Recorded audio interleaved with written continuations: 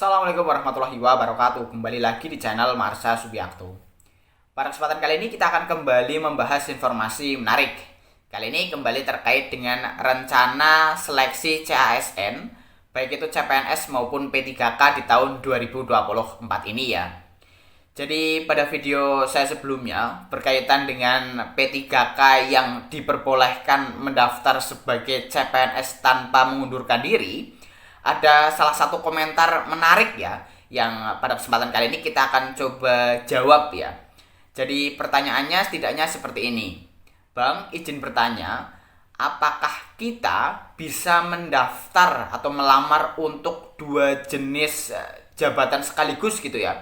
Bisa mendaftar sebagai CPNS, kemudian jika tidak diterima bisa mendaftar sebagai P3K. Apakah bisa mendaftar keduanya atau hanya diperbolehkan salah satu? Dan kali ini kita akan coba jawab ya. Jadi peraturan terkait dengan hal ini ada pada Peraturan Menteri Pan-RB nomor 6 tahun 2024 tentang pengadaan pegawai aparatur sipil negara. Di situ pada pasal 25 dijelaskan seluruhnya ya, berkaitan dengan apakah seseorang diperbolehkan mendaftar dalam dua jenis seleksi, PNS dan P3K.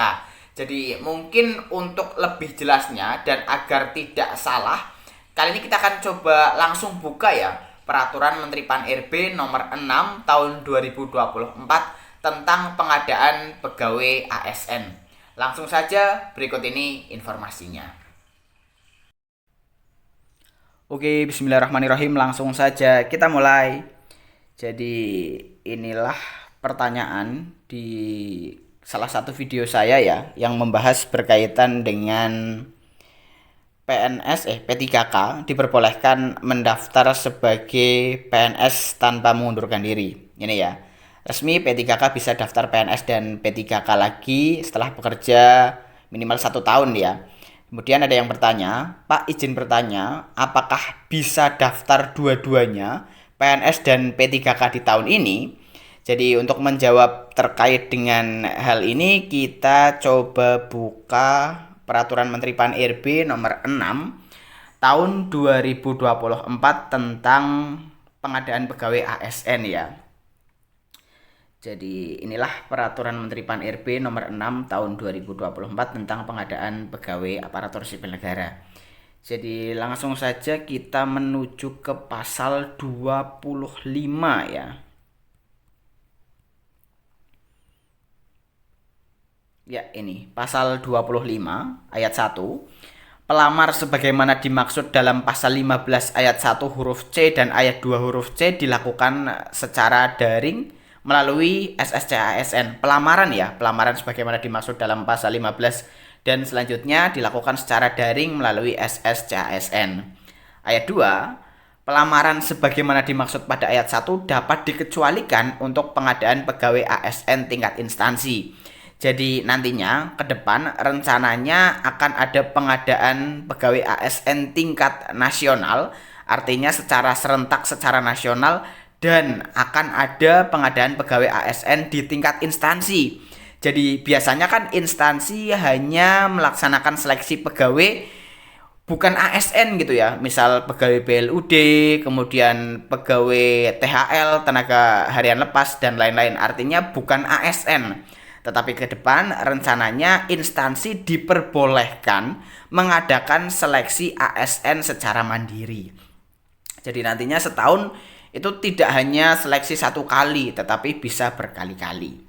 Kemudian ini ayat 3, ini ya untuk menjawab pertanyaan tadi, ada pada pasal 25 ayat 3. Pelamar hanya dapat melamar pada satu jenis pengadaan ASN, yaitu A PNS atau B P3K.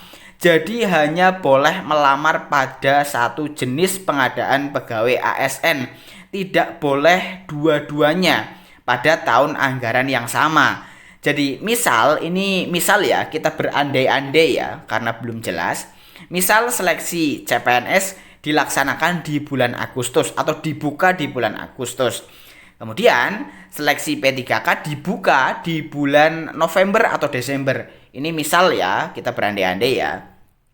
Jadi kalau teman-teman memenuhi syarat untuk mendaftar sebagai CPNS, kemudian teman-teman juga memenuhi syarat untuk mendaftar sebagai P3K, kemudian karena CPNS dibuka terlebih dahulu, misal di bulan Agustus ini dibuka, kemudian teman-teman mendaftar sebagai CPNS, kemudian ada seleksi P3K, dibuka lagi di bulan November misal, teman-teman tidak diperbolehkan mendaftar lagi sebagai P3K karena teman-teman sudah mendaftar sebagai CPNS. Jadi teman-teman harus mempertimbangkan peluang teman-teman diterima gitu. Apakah peluang diterima sebagai CPNS-nya besar atau P3K-nya yang lebih besar. Jadi ini tentunya menjadi pilihan gitu bagi teman-teman, apakah teman-teman harus mendaftar CPNS atau P3K dengan memperhatikan peluang tadi. Karena pada tahun anggaran yang sama teman-teman tidak diperbolehkan mendaftar dalam dua jenis pengadaan sekaligus. Jadi kalau seleksi PNS dan P3K dilaksanakan semuanya atau dibuka semuanya di tahun 2024, teman-teman hanya boleh melamar pada satu jenis pengadaan saja. Ayat 4. Pelamar sebagaimana dimaksud pada ayat 3 hanya dapat melamar pada satu instansi dan satu jenis jabatan dalam satu periode tahun anggaran.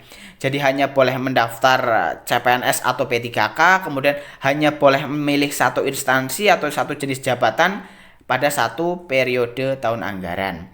Kemudian ayat 5, dalam hal pelamar sebagaimana dimaksud pada ayat 3 diketahui melamar lebih dari satu instansi dan atau jenis pengadaan dan atau satu jenis jabatan atau menggunakan dua nomor identitas kependudukan yang berbeda, yang bersangkutan dianggap gugur dan atau dapat dikenakan sanksi sesuai ketentuan peraturan perundang-undangan.